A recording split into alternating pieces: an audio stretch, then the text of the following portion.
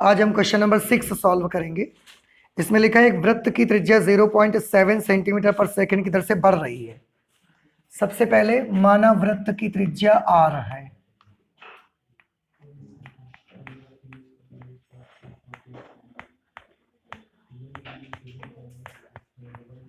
माना वृत्त की त्रिज्या स्मॉल r है, तो उसके बढ़ने की दर दी गई है 0.7 सेंटीमीटर पर सेकंड।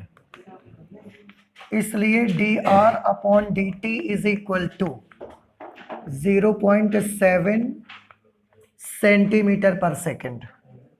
इसकी परिधि की वृद्धि की दर क्या है? तो माना वृत्त की परिधि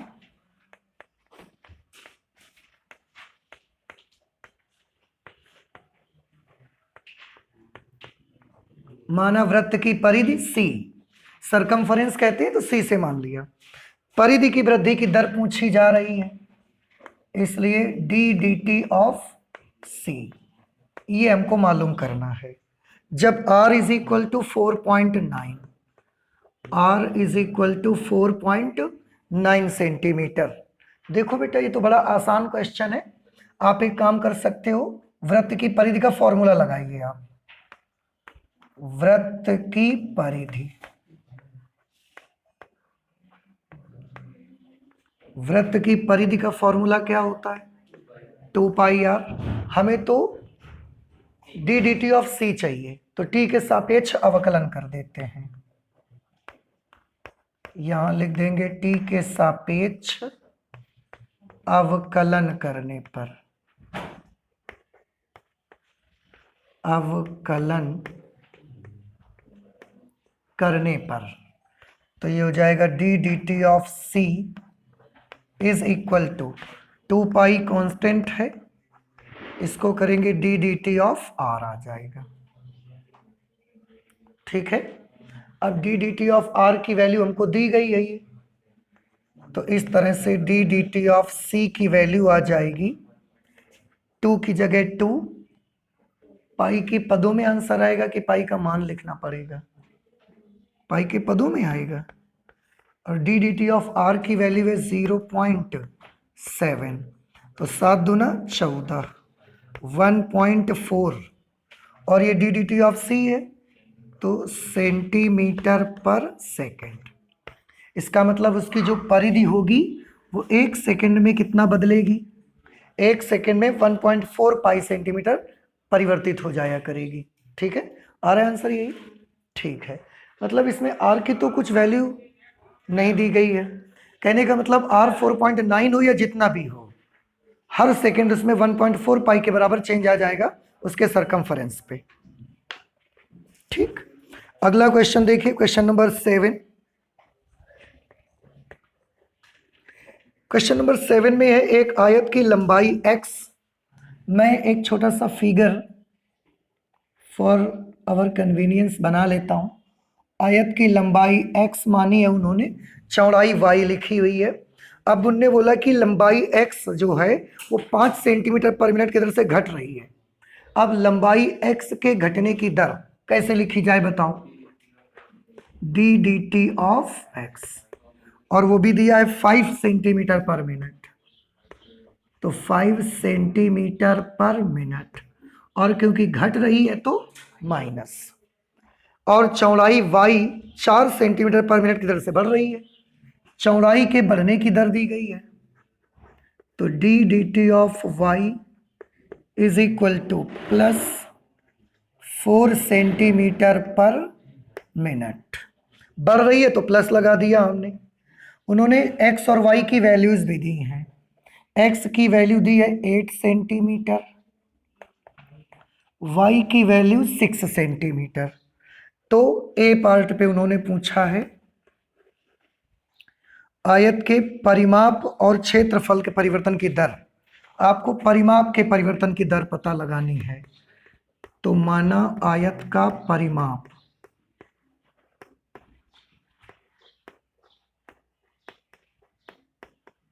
माना आयत का परिमाप p है, तब D D T of p is equal to question mark. परिमाप के परिवर्तन की दर पता लगानी है, अब इसको पता लगाने के लिए हम पहले आयत के परिमाप का सूत्र लगाएंगे। आयत का परिमाप, आयत के परिमाप का सूत्र क्या होता है? 2 इंटू लंबाई प्लस चौड़ाई, ठीक। और परिमाप को p से लिखते हैं, तो ये p की वैल्यू आ गई 2 इंटू एक्स प्लस वाई। हमें तो D D T of p चाहिए, तो t के सापेक्ष अवकलन कर दो। D D T of p is equal to 2 D D T of x plus D D T of y। ये D D T of p is equal to 2, D D T of x की जगह पर क्या लेना है? -5। D D T of y की जगह पर क्या लेना है? +4। आप देख सकते हैं D D T of p is equal to -2 centimetre पर मिनट, ठीक है। तो परिमाप के परिवर्तन की दर देखो हमने निकाल ली बेटा। परिमाप के परिवर्तन की दर कितनी निकली? 2 सेंटीमीटर पर मिनट दर से घट रहा है परिमाप। अब क्षेत्रफल की बात करिए, तो माना सेकंड पार्ट अब ये है,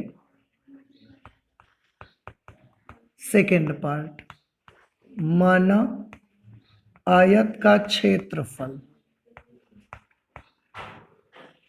माना आयत का क्षेत्रफल a, तब क्षेत्रफल के परिवर्तन की दर चाहिए, तो D D T of a is equal to question mark. अब हम यहीं से शुरू कर देते हैं। आयत का क्षेत्रफल, आयत के क्षेत्रफल a का सूत्र होता है लंबाई गुणे चौड़ाई। अब हमें तो D D T of a चाहिए, तो t के सापेक्ष अवकलन कर दो। इसलिए D D T of a is equal to लंबाई गुणे चौड़ाई, ठीक। फॉर्मूला करेंगे प्रथम फलन दूसरे का अवकल गुणांक प्लस दूसरा फलन पहले का अवकल गुणांक। x की जगह पर लिखेंगे 8 और D D T of y की जगह पर लिखेंगे +4, प्लस y की जगह पर 6 और D D T of x की जगह पर लिखा जाएगा -5। इस तरह से D D T of a की वैल्यू मिलेगी ये 32 - 30, या D D T of a की वैल्यू आ जाएगी 2 सेंटीमीटर स्क्वायर पर मिनट। इस तरह से ये क्षेत्रफल का मान निकल करके आ जाएगा। मतलब जो क्षेत्रफल होगा वो 1 मिनट में 2 सेंटीमीटर स्क्वायर की दर से बढ़ रहा होगा, और जो परिपाप होगा वो 1 मिनट में 2 सेंटीमीटर की दर से कम हो रहा है। तो ये हमने कौन सा नंबर कर लिया? 7 नंबर कर लिया। अभी हम करने वाले हैं क्वेश्चन नंबर 8। तो 8th नंबर देखिए। 8th नंबर पे एक गुब्बारा जो सदैव गोलाकार रहता है, एक पंप द्वारा 900 घन सेंटीमीटर गैस प्रति सेकंड भरकर फुलाया जाता है। गुब्बारा गोलाकार है और उसमें 900 घन सेंटीमीटर गैस पर सेकंड भरकर फुलाया जाता है। मतलब उस 900 घन सेंटीमीटर पर सेकंड, तो ये तो आयतन की वृद्धि की दर दी गई है। तो माना गुब्बारे का आयतन, माना गुब्बारे का आयतन, हमने गुब्बारे का आयतन कितना मान लिया? v।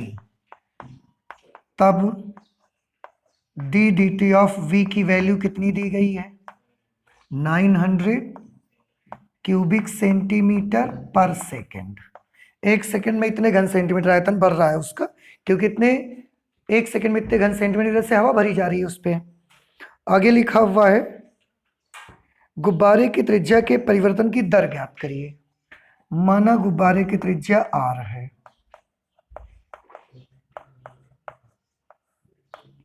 माना गुब्बारे की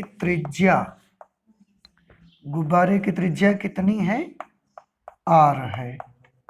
तब गुब्बारे की त्रिज्या के परिवर्तन की दर हमको निकालनी है, मतलब D D T of R is equal to question mark, ये हमको पता लगाना है। जब त्रिज्या 15 सेंटीमीटर हो और त्रिज्या दिया गया है R is equal to 15 centimetre, ठीक, कोई प्रॉब्लम नहीं है। हम आयतन से ही स्टार्ट कर देते हैं। गुब्बारे का आयतन,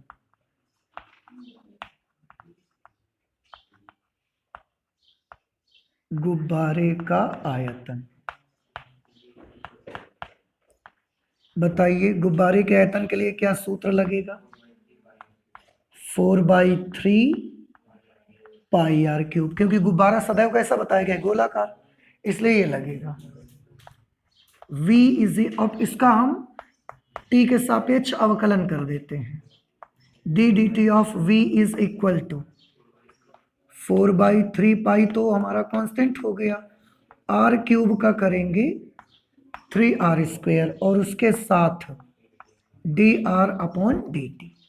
अब हम वैल्यू लिख देते हैं। D D T of v की जगह पर 900, ये 4/3 पाई, पाई के पदों में आंसर देना है, पाई के टर्म्स में आ रहा है।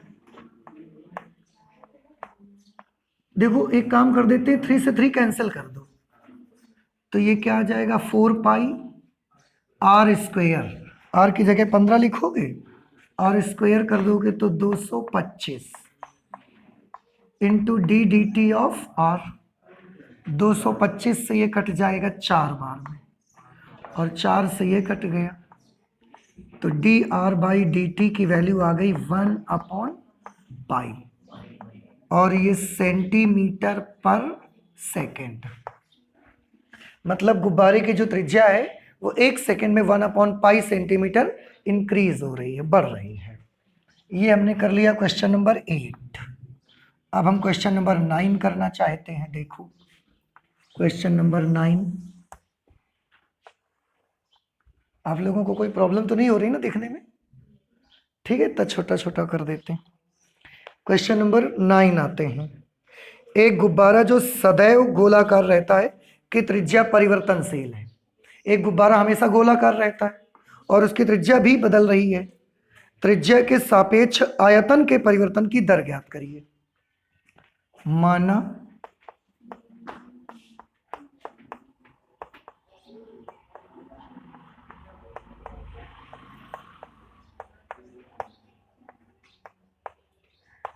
माना गोलाकार गुब्बारे का आयतन v तथा त्रिज्या r है। गोलाकार गुब्बारे का आयतन v है और त्रिज्या कितनी है? r। तब हमें पता क्या लगाना है? त्रिज्या के सापेक्ष आयतन के परिवर्तन की दर। और उन्होंने दिया क्या है कि जब त्रिज्या 10 सेंटीमीटर हो, r की वैल्यू कितनी हो? 10 सेंटीमीटर। ठीक है, अब बड़ा सिंपल है। गुब्बारे का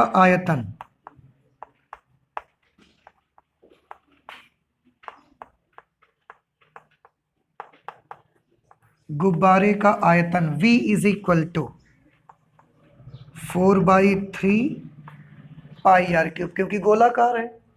अब हम एक काम करते हैं, त्रिज्या के सापेक्ष अवकलन करने पर D D R of v, इसको देखकर तो समझ जाओगे ना कि अवकलन त्रिज्या के सापेक्ष हुआ है। त्रिज्या के सापेक्ष अवकलन होगा तो क्या होगा? 4/3 पाई आर क्यूब का क्या होगा? 3r², 3 से 3 cancel, D D R of v is equal to 4 pi r²। What is r? 10 centimetre. Square कर देंगे तो 100 हो जाएगा। इस तरह से D D R of v की वैल्यू आ गई 400 पाई। वैल्यू बताइए, मतलब unit centimetre cube upon centimetre. Radius है ना अपॉन में, सेंटीमीटर बना रहेगा। ये आंसर आ गया क्वेश्चन नंबर 9 का। इसके बाद नेक्स्ट क्वेश्चन नंबर 10 लिखा, एक 5 मीटर लंबी सीढ़ी दीवार के सहारे झुकी है। सीढ़ी का नीचे का सिरा जमीन के अनुदिश दीवार से दूर 2 सेंटीमीटर पर सेकंड की दर से खींचा जाता है। तो दीवार पर इसकी ऊंचाई किस दर से घट रही है जबकि सीढ़ी के नीचे का सिरा दीवार से 4 मीटर दूर है। ये हम एक दीवार बना लेते हैं, ये हमने एक दीवार बना ली, ठीक, और ये हमने बना ली जमीन, और ये लगा दिया हमने उस पर एक सीढ़ी, ये हमने सीढ़ी लगा दी इस पर, ठीक। लिखा है 5 मीटर लंबी सीढ़ी दीवार के सहारे झुकी है। सीढ़ी की लंबाई कितनी है? सीढ़ी की लंबाई 5 मीटर है भाई। इसको कुछ नाम दे देते हैं, ओ, ए और बी। सारे झुकी। सीढ़ी का नीचे का सिरा जमीन के अनुदिश दीवार से दूर 2 सेंटीमीटर पर सेकंड की दर से खींचा जाता है। हम एक काम कर लेते हैं, ये डिस्टेंस मैं मान लेता हूं कि ये डिस्टेंस कितनी है, x, और इधर ये वाली जो हाइट है, ये डिस्टेंस आप चाहो तो मान लो h या आप y मान लो। तो यहां पर लिख देते हैं माना ए बी क्या है, यहां पर सीढ़ी, और सीढ़ी की लंबाई कितनी है, 5 मीटर। माना O A is equal to X तथा O B is equal to Y. चित्र में दिख रहा है ना ओ ए और ओ बी, ठीक। इसके बाद उन्होंने बोला कि सीढ़ी का नीचे का सिरा जमीन के अनुदिश दीवार से, देखो थोड़ा गौर से देखिए, हमने इसको x और इसको y क्यों माना? क्योंकि ये दोनों चीजें वेरिएबल हैं, क्योंकि ये दोनों ही चीजें बदल रही हैं। कैसे बदल रही हैं, थोड़ा गौर से देखिएगा। बदल ऐसे रही हैं कि जब आप सीढ़ी का नीचे का सिरा दीवार से दूर ऐसा खींचोगे, जब ये ऐसा खींचोगे तो ये ऊपर का सिरा नीचे आएगा। यहां ये x का क्या होगा, जब हम ऐसा खींचेंगे तो x का क्या होगा, बढ़ेगा। Very good. और ये y का क्या होगा, ऐसा नीचे गिरता जाएगा तो y घटेगा। तो ये दोनों वेरिएबल हो गए कि नहीं, वेरिएबल हो गए। पर सीढ़ी की लंबाई का क्या होगा, वो तो 5 मीटर रहेगी। तो क्या सीढ़ी की लंबाई वेरिएबल है? नहीं। तो सीढ़ी को हमको एक्स वाई मानने की जरूरत नहीं है, लेकिन जो चीजें आपके क्वेश्चन में बदलेंगी, चेंज होंगी, वो चीज आपको मानने की आवश्यकता पड़ेगी।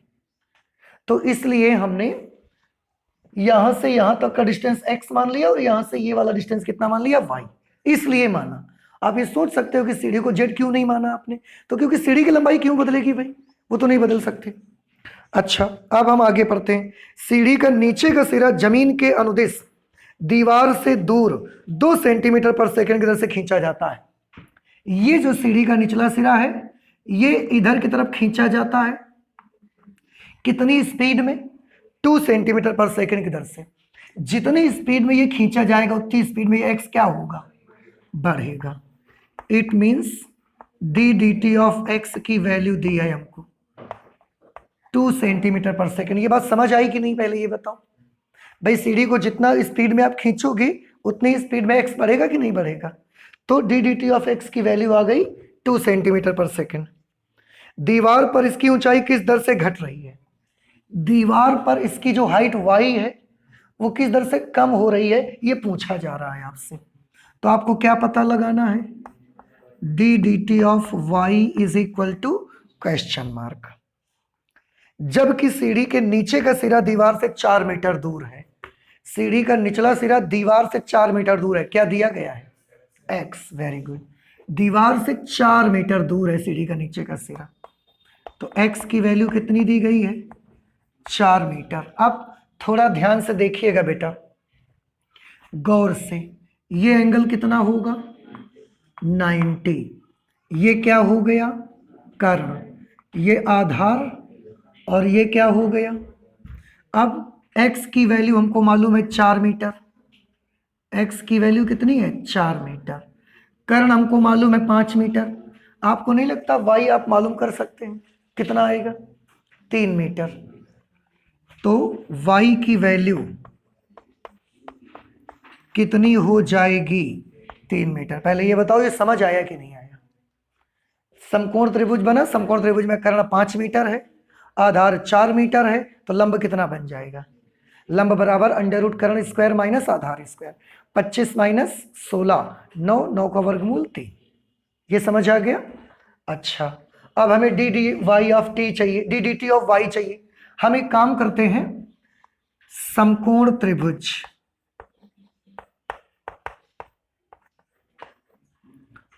ए ओ बी में, समकोण त्रिभुज ए ओ बी में हम लगाएंगे ओ ए स्क्वेयर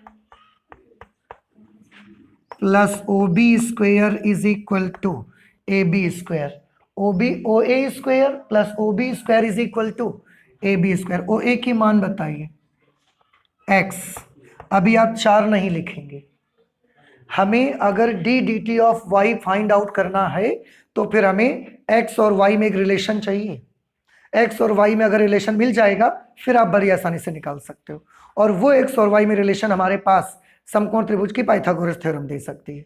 इसलिए वैल्यू नहीं लिखेंगे हम ओ ए की जगह पर एक्स लिखेंगे, ओ बी की जगह पर वाई लिखेंगे, और ओ ए की जगह 5 लिख देंगे, क्योंकि उसके अलावा हमारे पास कोई दूसरा रास्ता नहीं है। अब X square plus Y square बराबर 25 आ गया। ठीक, अब हमने क्या करना है, हमें तो D D T of Y चाहिए, तो हम टी के सापेक्ष अवकलन कर देते हैं। टी के सापेक्ष अवकलन करने पर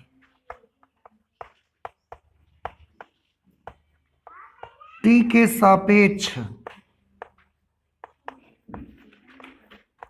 अवकलन करने पर, इसका टी के सापेक्ष करोगे तो क्या मिलेगा? 2x D D T of X plus इसका वाई स्क्वायर का क्या होगा? 2y D D T of Y is equal to 0। 25 का तो 0 हो जाएगा ना। आप यहां से D D T of Y अगर निकालोगे तो वो आपको मिलेगा, therefore D D T of Y is equal to minus X upon Y D D T of X. Solve करके देखोगे यही आ जाएगा, माइनस एक्स अपॉन वाई, तो माइनस एक्स अपॉन वाई 4/3 और D D T of X 2 कर दिया। इस तरह से D D T of Y की वैल्यू कितनी आ गई? -8/3 और मीटर पर सेकेंड। ये D D T of Y की वैल्यू आ गई। मीन्स इसका मतलब ये है कि अगर सीढ़ी के निचले सिरे को आप दीवार से दूर की ओर जमीन पे 2 मीटर पर सेकेंड की रफ्तार से खींचोगे तो ऊपर का जो सिरा होगा वो कितनी स्पीड में नीचे गिरेगा? वो 8/3 मीटर पर सेकेंड की रफ्तार से नीचे गिरेगा। कुछ बात समझ आ रही है ना ये आपको? तो इस तरह से करना है। एक्स और वाई के मान निकाल लेंगे, लेकिन एक्स और वाई में पहले एक रिलेशन फाइंड आउट करेंगे, उसको अवकलन करेंगे, मान उसके बाद ही रखेंगे। अगर पहली वैल्यू लिख दोगे तो सारे अचर हो जाएंगे, फिर अवकलन किसका करोगे आप?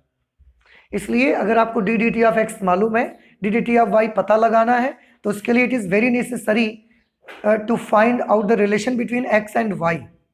किसी टाइप का रिलेशन, लेकिन एक्स और वाई में एक रिलेशन चाहिए, and that relation was X square plus Y square is equal to 25 by using Pythagoras theorem.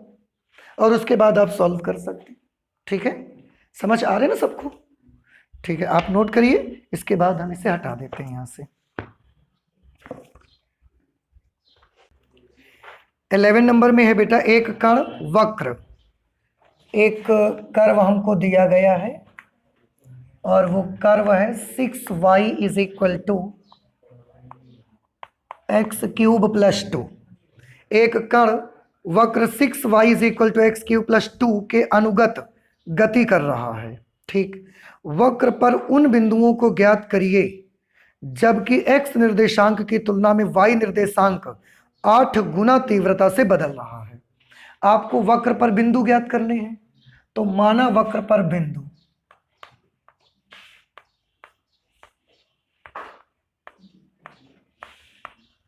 माना वक्र पर बिंदु कुछ भी मान लो आप h, k है। ये हमने वक्र पर बिंदु मान लिए। अब अगर ये बिंदु वक्र पर है तो ये बिंदु वक्र को संतुष्ट करेगा, इसलिए संतुष्ट करा दीजिए।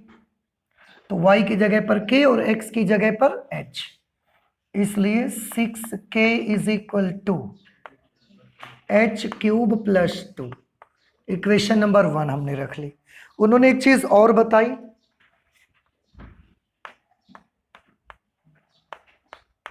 क्या चीज हमको दिया गया है? उन्होंने बताया कि जो x निर्देशांक की तुलना में y निर्देशांक 8 गुना तीव्रता से बदल रहा है।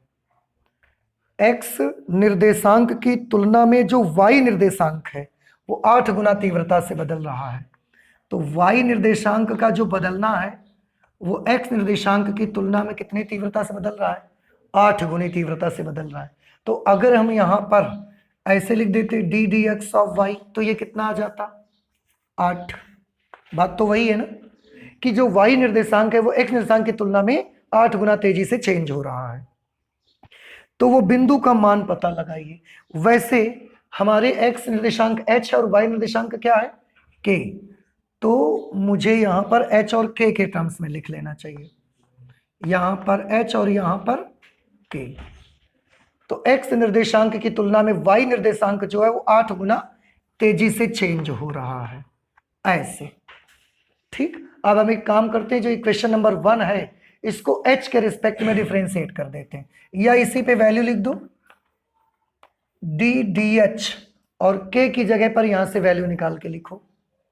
तो k की जगह पर क्या लिखोगे आप? k की जगह आएगा 1/6 h cube plus 2 is equal to 8। देखो कर सकते हैं कि नहीं कर सकते? फिर से एक बार देखिए, वक्र पर बिंदु मालूम करना है तो हमने वक्र पर बिंदु क्या मान लिया? h कॉमा के। अगर ये बिंदु वक्र पर है तो बिंदु वक्र को क्या करेगा? तो हमने संतुष्ट करवाया x की जगह पर h, y की जगह पर k, ये वक्र मिला। उन्होंने बताया कि जो y निर्देशांक है वो x निर्देशांक की तुलना में 8 गुना तेजी से बदल रहा है, मतलब D D H of k is equal to 8। अब हमने डी डी एच तो लिखा और k की जगह यहां से वैल्यू निकाल ली, तो 1/6 h cube plus 2, 1/6 h cube plus 2 is equal to 8। तो कुछ नहीं किया, बस यहाँ k का मान लिख दिया हमने। अब अवकलन कर दीजिए, तो 1/6 तो कांस्टेंट टर्म है, D D H of h cube का मान कितना होगा? 3h²। 2 का differential coefficient 0 is equal to 8। 3 से ये कैंसिल हो जाएगा 2 टाइम्स में, 2 इधर भेज दीजिए, तो h² is equal to 16, then h is equal to plus minus 4। अगर h की वैल्यू प्लस माइनस 4 है तो k की वैल्यू क्या होगी? यहां से रख के निकाल लो। लिखेंगे if h is equal to 4 then k is equal to, लिखो h की जगह 4 लिखोगे, क्या बनेगा? 64। 64 प्लस 2 66, 66/6 11। तो पहला पॉइंट क्या बना? 4,11। अब अगर h की वैल्यू हम -4 ले लेते हैं तब k की वैल्यू कितनी आई? -64 प्लस 2 -62/6, -62/6, 2 तिया 6, 31 दूना 62। इसलिए जो दूसरा पॉइंट मिलेगा कर्व पर वो होगा -4,31/3, सॉरी -4,-31/3। तो देखो ध्यान से, इसका मीनिंग क्या निकलता है? इस कर्व पर ये एक पॉइंट और ये एक पॉइंट, ये दो ऐसे बिंदु हैं कि अगर इन बिंदुओं पर आप देखने जाओगे तो आप देखिए कि जो y निर्देशांक, हाँ ठीक है, मतलब इसकी जो क्वेश्चन के मुताबिक जो था कि वक्र पर ये जो दोनों बिंदु हैं, ये पहली बात तो दोनों बिंदु हैं कहां पर? कर्व पर। अगर ये दोनों बिंदु वक्र पर हैं तो इन दोनों बिंदुओं पर अगर आप y निर्देशांक के परिवर्तन की दर निकालोगे तो वो x निर्देशांक की तुलना में 8 गुना तेजी से बदलता हुआ नजर आएगा आपको। ये उनका कहने का मतलब था। मैं फिर से एक बार पढ़ दूं। एक कण वक्र 6y = x³ + 2 के अनुगत गति करता है। वक्र पर उन बिंदुओं को ज्ञात करिए जबकि x निर्देशांक की तुलना में y निर्देशांक 8 गुना तीव्रता से बदल रहा है। ये वो अभीष्ट बिंदु है। ठीक है, क्या आंसर दे रहे हैं? आ रहे हैं? ठीक है, चलते हैं आगे। तो फिर हम लोग क्वेश्चन नंबर 12। आप ये बताइए, आपको ये समझ आया कि नहीं आया भाई? पहले नहीं आया समझ में? चलिए, आ गया है तो मुझे बताइए, क्या पता लगाना था? तो फिर क्या आया आपको? जब आपको यही नहीं मालूम कि मालूम क्या करना था, तो फिर आप कैसे कह रहे हैं कि हमको समझ आ गया? वक्र पर आपको ऐसे बिंदु पता लगाने थे। कैसे बिंदु? कि उन बिंदुओं पर y निर्देशांक जो हो वो x निर्देशांक की तुलना में 8 गुना तेजी से बदले। हमने क्या किया बताइए? सबसे पहले हमने वक्र पर एक बिंदु माना h के, क्योंकि अगर वो बिंदु वक्र पर है तो वो बिंदु वक्र को क्या करेगा? करवा दिया हमने। x की जगह पर h और y की जगह पर k लिख दिया। यही संतुष्ट कराने का मतलब होता है। इसके बाद जो उन्होंने शर्त दी थी कि ddh ऑफ k = 8, हमने उस शर्त का इस्तेमाल कर लिया। k की वैल्यू यहां से निकाली, रख दिया, सॉल्व कर लिया, h आ गया।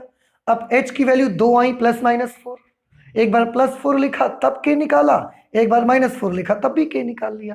आगे तो जो शर्त हमें क्वेश्चन ने दी, उस शर्त को फॉलो करने वाले वक्र पर कितने बिंदु हमको मिले?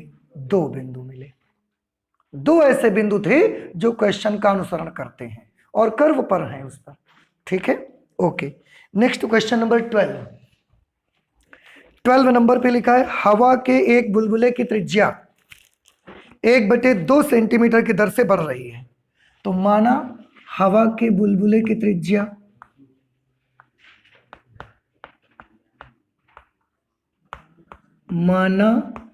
हवा के बुलबुले की त्रिज्या कितनी मान ली हमने? r। और r में बढ़ने की दर दी है 1/2 सेंटीमीटर पर second. Therefore d dt of r = 1/2 centimetre पर सेकेंड। इतनी दर से बढ़ रहा है। बुलबुले का आयतन किस दर से बढ़ रहा है? तो माना बुलबुले का आयतन v है।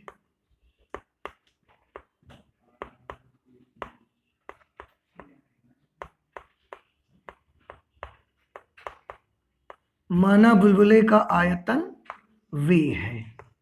तब उन्होंने पूछा है कि बुलबुले का आयतन किस दर से बढ़ रहा है, ये हमको मालूम करना है। और साथ में दिया है त्रिज्या 1 सेंटीमीटर है। त्रिज्या 1 सेंटीमीटर है। ठीक, अब आप देखो, बड़ा इजी है। बुलबुले के आयतन के लिए सूत्र लगा देते हैं। बुलबुले का आयतन, बुलबुला किस आकार का होता है? गोले के आकार का। तो गोले के आयतन का सूत्र लग जाएगा 4/3 πr³। हमें तो d dt ऑफ v चाहिए। Therefore d dt of v = 4/3 पाई, और r³ को t के रिस्पेक्ट में डिफरेंशिएट करना है। तो सबसे पहले 3r², फिर d dt of r, chain rule, 3 से 3 cancel. d dt of v = 4 pi r², 1 का स्क्वायर 1 ही आ जाएगा। d dt of r 1/2। Therefore d dt of v = 2 पाई, और यूनिट होगा सेंटीमीटर क्यूब पर सेकेंड। 1 सेकेंड में 2 पाई क्यूबिक सेंटीमीटर वॉल्यूम उसका change हो रहा होगा। Next question number 13। Question number 13 देखिए, एक गुब्बारा जो सदैव गोलाकार रहता है, गुब्बारा है वो सदैव गोलाकार रहता है, का परिवर्तनशील व्यास 3/2 2x + 1 है। गुब्बारे का व्यास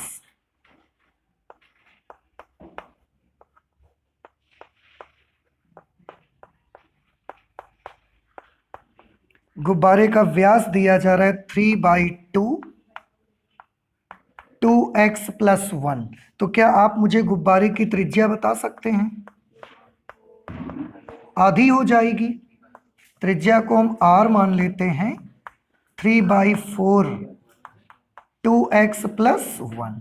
this will be the radius of balloon. x के सापेक्ष आयतन के परिवर्तन की दर ज्ञात करिए। x के सापेक्ष आयतन के परिवर्तन की दर, तो माना गुब्बारे का आयतन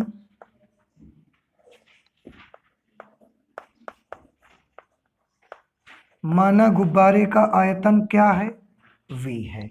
तो आपको क्या पता लगाना है बताइए? D D T of v की D D x of v। x के सापेक्ष परिवर्तन की दर चाहिए ना, D D x of v, ये मालूम करना है। बड़ा इजी है। अब आप सॉल्व करना स्टार्ट करें। v इज इक्वल टू क्या लिखेंगे?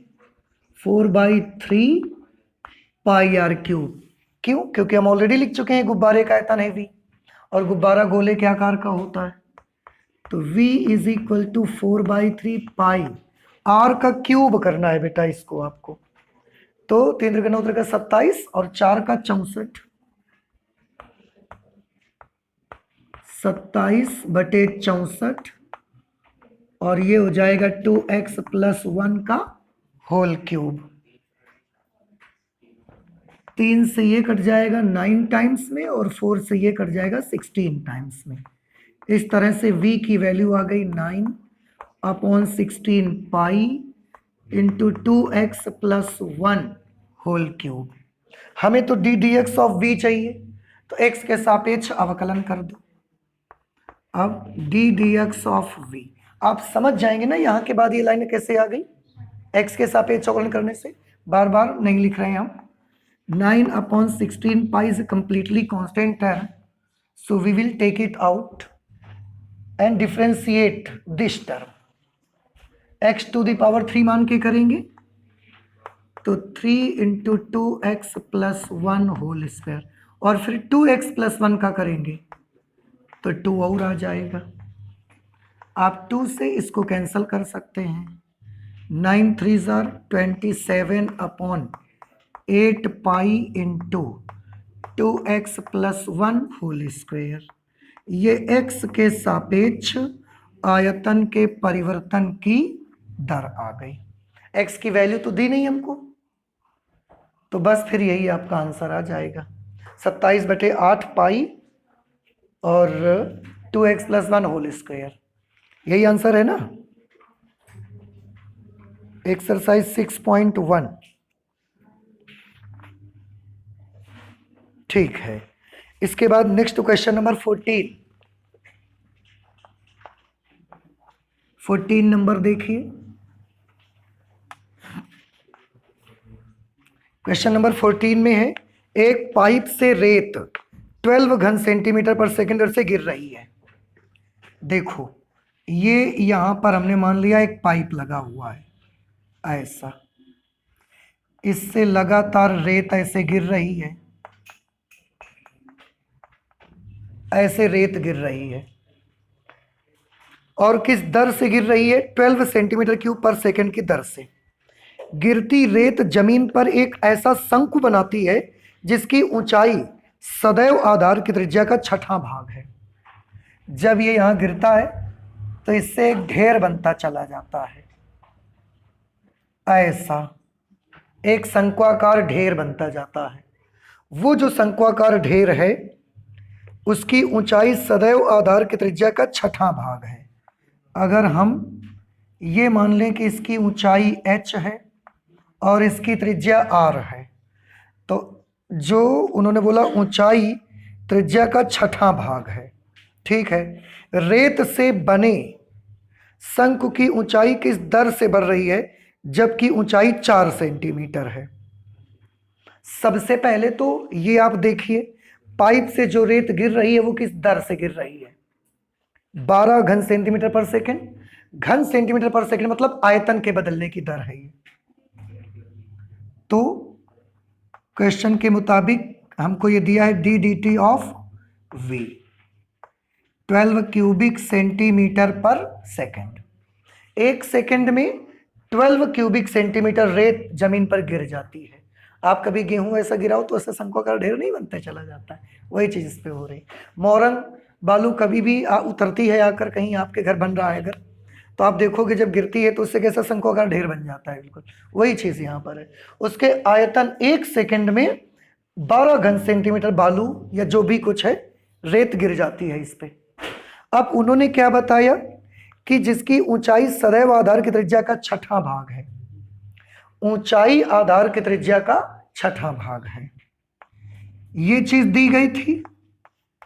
और भी हमको कुछ दिया गया है कि जो ऊंचाई है वो आधार की त्रिज्या का छठवां भाग है, 6 गुना नहीं है, छठवां भाग है, तो ऊंचाई आधार की त्रिज्या का 1/6 है। उन्होंने बोला रेत से बने शंकु की ऊंचाई किस दर से बढ़ रही है, जबकि ऊंचाई 4 सेंटीमीटर है। ऊंचाई कितनी दे दी गई, 4 सेंटीमीटर, तो ऊंचाई किस दर से बढ़ रही है, D D T of h is equal to question mark, ये हमको मालूम करना है भाई, ठीक है। ऊंचाई 4 सेंटीमीटर है। अब थोड़ा ध्यान से देखिए कि हमें D D T of h चाहिए और D D T of v हमको मालूम है। एच हमने शंकु की ऊंचाई और आर शंकु की त्रिज्या मानी है, तो शंक्वाकार रेत के शंक्वाकार ढेर का आयतन,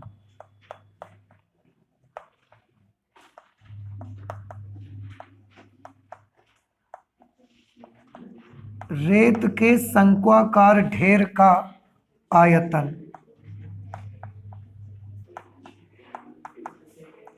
देखो, रेत के शंक्वाकार ढेर का आयतन क्या होगा, 1/3 पाई आर स्क्वायर एच, ठीक। अब हम इसका टी के रिस्पेक्ट में डिफरेंशिएशन कर देते हैं, टी के रिस्पेक्ट में डिफरेंशिएट कर दो आप इसे। उसके लिए आर स्क्वायर, आर के लिए निकाल लेंगे मान, एच की जगह 4 लिखेंगे, आर की वैल्यू निकाल लेंगे। और यहां पर एच और आर दोनों चेंज हो रहे हैं कि केवल एच चेंज हो रहा है, आर भी चेंज हो रहा होगा, है ना। तो इसका मतलब अगर हम इसको प्रोडक्ट रूल लगाएंगे तो हमको d D T of r भी तो मिलेगा।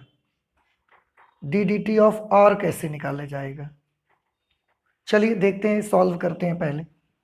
तो आयतन टी के सापेक्ष अवकलन करेंगे, D D T of v is equal to 1/3 pi.